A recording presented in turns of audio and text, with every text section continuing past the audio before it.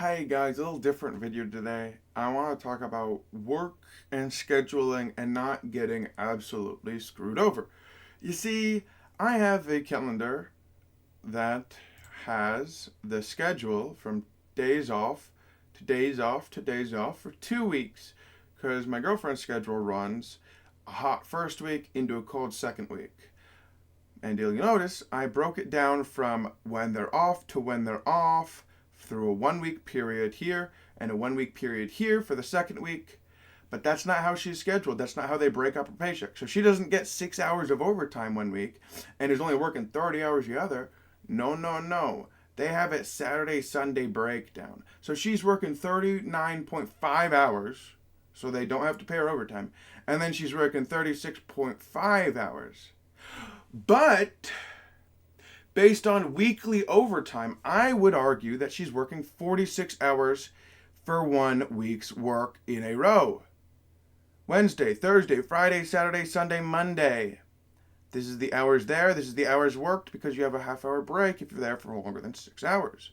But what's interesting is there's nothing that takes into account this being worked consecutive days with no break over a 1 week period.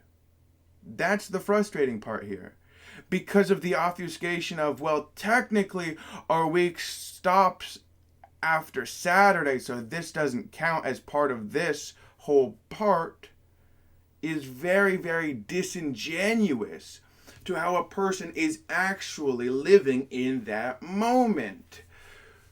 Because then you can say, oh, it's the start of the week here. You should be completely ready because it's the start of the week. No, I just worked a 10-hour shift the day before, having to wake up at 6 to get there at 8, and having to go to bed at 8 to get here. It's like, what? How? That doesn't make sense.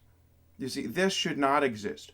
46 hours in 1 week with no overtime pay because of how the bullshit time is shouldn't exist.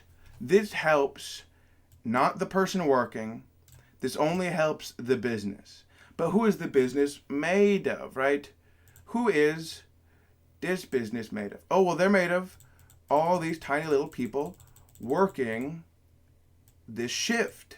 Oh, but we've already said that working 40 plus hours a week deserves more money. Yet, we'll obfuscate that fact by changing when your second week of pay is, irregardless of the fact that you're working a consecutive week of 46 hours. That is where it gets frustrating. And then when they pull some schedule stuff of, oh, you need to change weekends with someone, you're now down to 30 hours here for 2 weeks, or you're up to 46 hours here for 2 weeks, only getting paid overtime for the half of overlap that comes over here, but not for the full amount of overtime. And that's why I think we need to have better protections for workers, because this is ridiculous here. Who needs to be working 46 hours in a week straight with no overtime? That helps no one but the business that should be trying harder not to need this, handout. But anyways, it's a hard thing, and that's why we need to fight with lawmakers to make laws that make sense for everyone. Because, hey, if we had overtime hours, they'd at least be getting paid for an hour and a half extra of overtime for this day in the week, so at least they'd be getting something. But we only have overtime weeks. But then you see, it doesn't even matter that we have overtime weeks for 40 hours a week, because they can make it so this doesn't exist for you, but this is what's on your time card and this is what's on your other time card. Even though this and this are the matter of fact, that's the issue here. It's a blatant misrepresentation.